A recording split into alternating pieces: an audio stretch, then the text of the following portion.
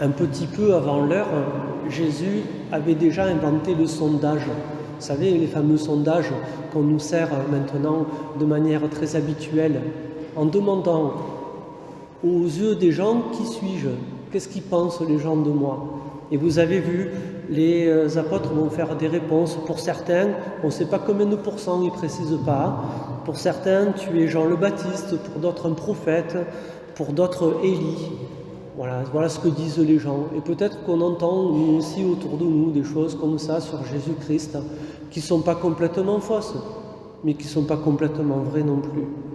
Et puis voilà la question que le Christ pose à ses disciples, à ses apôtres, et j'ai presque envie de nous inviter à l'accueillir aussi pour nous, cette question, comme je le disais au début de la messe.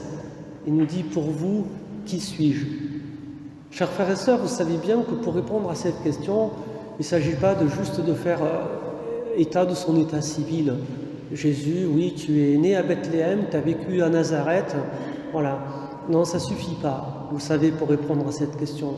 Et pour répondre à cette question, d'ailleurs, ce n'est pas notre intelligence qu'il va falloir solliciter, chers frères et sœurs. C'est notre cœur, c'est notre foi. Et vous avez vu, Pierre, d'ailleurs, va faire une réponse pleine de foi. Tu es le Christ. Vous savez ce que ça veut dire, tu es le Christ?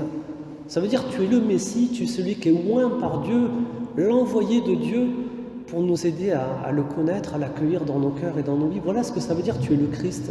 Ça dit énormément de choses. Mais vous le voyez, Pierre, tout en disant cela, se trompe encore sur la manière dont Jésus se propose d'être le Christ pour nous.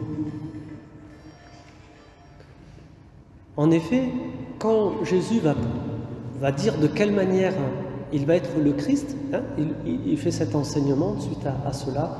Le Fils de l'homme va souffrir beaucoup, il va être arrêté, il va être tué, et puis il va ressusciter. Voilà le chemin, ou là, si vous préférez, la manière dont Jésus veut être le Christ pour toute l'humanité. C'est comme ça que Jésus veut être le Messie.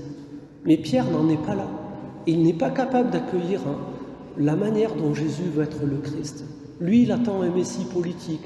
Il attend, vous savez, quelqu'un qui, comme David, va rétablir la royauté sur Israël. Et beaucoup en étaient là, en accueillant Jésus-Christ. Beaucoup attendaient de Jésus qu'il fasse cela. Et certainement, beaucoup ont été déçus parce que ce n'est pas ce qu'il a fait. Non, la manière dont le Christ veut être le Messie pour nous, frères et sœurs, c'est de livrer sa vie. C'est de nous faire le don de sa vie. Et en ce faisant, de prendre tous nos péchés, de prendre nos souffrances, de les offrir à son Père sur le bois de la croix. Voilà comment le Christ veut être le Messie. Et puis, il va être le Messie, vous le savez, pas seulement en mourant sur la croix, mais surtout en ressuscitant le troisième jour, nous montrant par là que rien n'est plus fort que l'amour de Dieu dont nous sommes aimés. L'amour du Père est plus fort, non seulement que le péché, mais plus fort que la mort. Voilà comment Jésus est le Christ pour nous, en nous révélant cela dans sa propre existence, dans sa propre chair.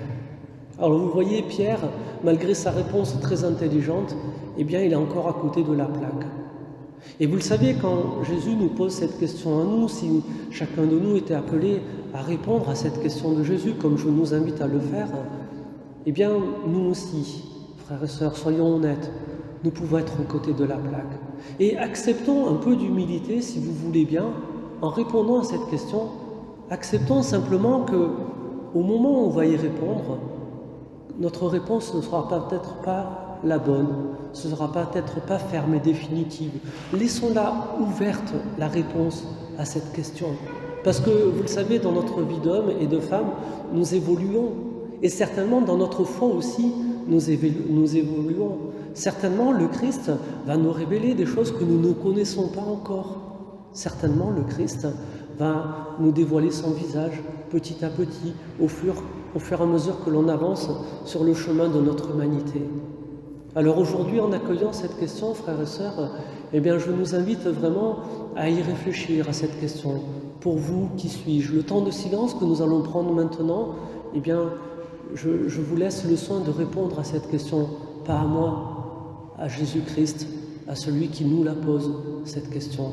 Puissions-nous, avec honnêteté, nous dire, eh bien voilà, Seigneur, voilà qui tu es pour moi. Que le Seigneur nous aide, pas seulement à répondre à cette question, mais à pleinement l'accueillir en reconnaissant celui que lui se propose d'être pour chacun de nous. Amen.